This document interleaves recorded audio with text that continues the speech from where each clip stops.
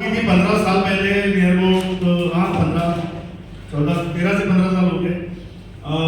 लक्ष्मी नगर में एक ऑफिस हुआ करता था, ग्रेसलैंड करके कंपनी हुआ करती थी, और वहाँ से मैंने शुरुआत की थी। और उनके जो डायरेक्टर थे उनसे मैं बहुत प्रेरित था, और 6 महीने लगातार काम करने के बाद में मुझे वो सफलता नहीं आई थी। पर जब उनका हाथ और मेरा मिस्टर शेखर जादव करके बंदे थे और अच्छे थे, उन्होंने मुझे एक ही बात बोली कि इस महीने कुछ करना है। उस महीने मैंने एक ही महीने में 15 प्लॉट सेल किए थे। बताने का उद्देश्य ये है कि उस समय मुझे ऐसा लगता था कि मेरा भी आने वाले समय में बहुत बड़ा एक मैं कंपनी ओपन करूंगा। उसके पहले मुझे बाद में ग्रेसलैंड में नियर अबाउट 2-3 साल वर्क करने के बाद में फिर मैं उसको आगे लेके गया। फिर उसके बाद में मैंने खुद का एक छोटा सा ऑफिस शुरू किया धमतौली में, स्मार्ट रियलिटीज के नाम से। कोविड आया, उसका बाहर के लेके गया। फिर मैंने होम शो बिल्डकॉन में as a sales head join किया नियर अबाउट 6-7 साल। उसके पहले शुरू था थोड़ा थोड़ा, और फिर उसके बाद में हम लोगों ने अभी जस्ट खामला में मेरा खुद का ओनरशिप का जो मजा होता है वो मैं अभी ज्यादा ले पा रहा हूँ, क्योंकि काम कैसे होता है, क्या बहुत सारी चीजें प्रोसेस में हम लोगों ने शुरू की।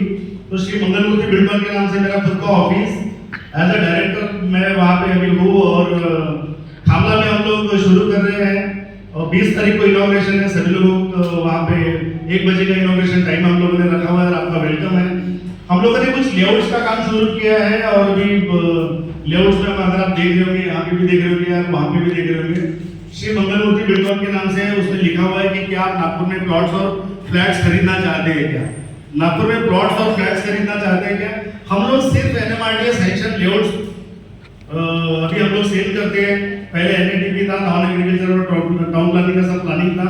अभी वो चेंज करके नागपुर मेट्रो डेवलपमेंट अथॉरिटी के हिसाब से ही सारे डेवलपमेंट होते हैं, जिसमें सीवरेज होता है, ड्रेनेज होता है, वाटर होता है, सीमेंट रोड होता है, इलेक्ट्रिफिकेशन होता है। ये सारे एनएमआरडीए नॉर्म्स के अनुसार सारे प्लॉट्स होते हैं। और इसमें अगर आप इन्वेस्टमेंट अगर आप करते हो तो आप यकीन मानो, मैंने इस इन्वेस्टमेंट करके और लोगों का इन्वेस्टमेंट करके बहुत बड़े पैसे बनाए हैं। मेरी सभी लोगों से रिक्वेस्ट है कि प्लॉट क्यों खरीदना चाहिए।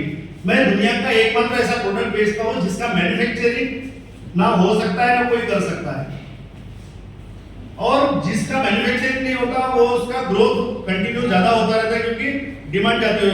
अगर आप मैंने मनीष नगर में कुछ प्लॉट सेल किए थे, फ्रेंड का छोटा सा प्रॉपर्टी था, वो सेल किया था, बहुत कम अमाउंट में सेल किया था, और आज की कंडीशन में नियर अबाउट वो 10 गुना से ज्यादा का वो प्रॉफिट उनको देकर जा रहा है।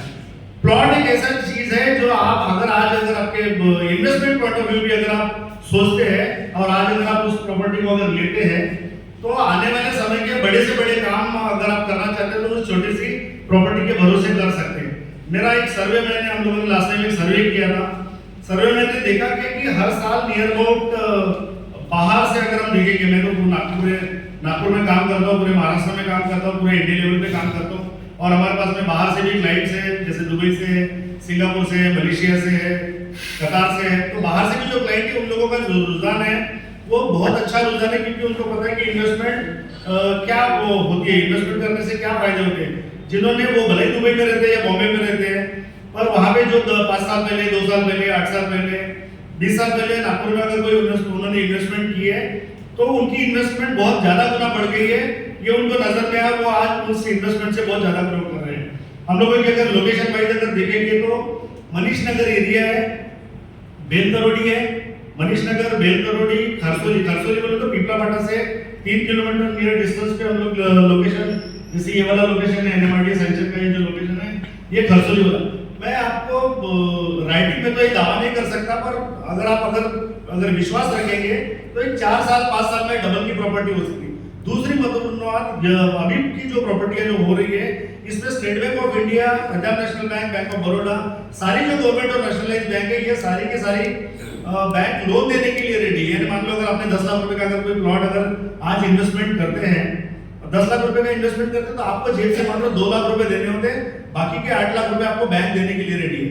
आपको डॉक्यूमेंटेशन का नॉलेज नहीं है, कोई दिक्कत नहीं है, सीधी बैंक में वो प्रॉपर्टी दिखाने जाओ, बैंक अगर देगी तो बैंक की रिस्क ज्यादा है, तो बैंक बहुत सारा सर्वे करती है। अगर आप 1-2 साल 5 साल का सर्वे करते हो, bank state bank of India 50 साल का सर्वे करती है। स्टेट बैंक अगर लोन देने के लिए रेडी है, तो आपने अगर प्रॉपर्टी क्लियर है, और रेट ऑफ इंटरेस्ट पहले के कंपैरिजन में अगर हम देखेंगे तो बहुत कम है, तो रेट ऑफ इंटरेस्ट अगर आपने लोन में भी प्रॉपर्टी ली और as a investment point of view मिली, तो आप अपने और लोगों का फ्यूचर आप ज्यादा अच्छे से उसमें बना सकते हैं। दूसरी बात कि नागपुर में प्रॉपर्टी क्यों खरीदनी चाहिए? पूरी दुनिया का अगर सबसे सुंदर, सबसे बेहतरीन और सबसे शांत अगर कोई और अच्छी जगह है रहने के लिए तो वो नागपुर है। ये मैं बात साबित कर सकता हूँ। मैं बॉर्न बॉट अप नागपुर से हूँ और नागपुर में मैंने कभी तक ऐसा नहीं कभी नहीं सुना कि आपने भी शायद कभी नहीं सुना होगा कि पूरा नागपुर का नागपुर बह गया। कोई दिन सुना है आपने कभी? कभी नहीं सुना होगा। दूसरी बात टचवुड थैंक यू। दूसरी बात कि नागपुर में रिलैक्स है, एकदम कंफर्टेबल है। कोई मुझे है ना 5 बजे से मेट्रो की या रेलवे की अपने को 5 बजे ड्यूटी पे जाना नहीं होता जैसे बाहर की जगह में होता है। हम एकदम कंफर्टेबल है। खाने मेरा ऐसा मानना है, हम लोग बहुत सारे लोगों को बोलते हैं जब बाहर के लोगों को हम लोग आते हैं, भैया अगर आप 15,000 20,000 रुपए भी अगर नागपुर में अगर कमा रहे हो और आपको एडिशनल कोई खर्चे नहीं है तो आप नागपुर से दाल रोटी चटनी आराम से सुकून से बैठ के खा सकते हो। इसलिए आपको अगर प्रॉपर्टी अगर आप खरीदते हो तो नागपुर जैसी शांत जगह नहीं। दूसरी बात बोलना कि मैं गवर्नमेंट का भी थैंक यू करना चाहता हूँ। नागपुर कोई बहुत बड़ी जगह नहीं है, मुझे नहीं लगता कि बहुत बड़ी जगह है। बॉम्बे, पुणे और बैंगलोर की सिटी के कंपैरिजन में मैं नागपुर का अगर कंपैरिजन करूँ तो छोटा है।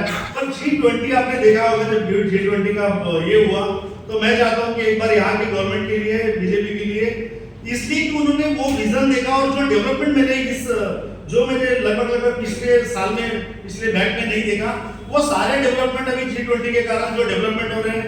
मिहान जैसा multi modal international hub airport, शायद आपको शायद नाम छोटा सा पता होगा, पर आप जब इंटरनल घूमोगे तो आपको पता चलेगा कि मैं सुबह निकला था और शाम हो गई, इतने सारे डेवलपमेंट्स वहां पे हो गए। तो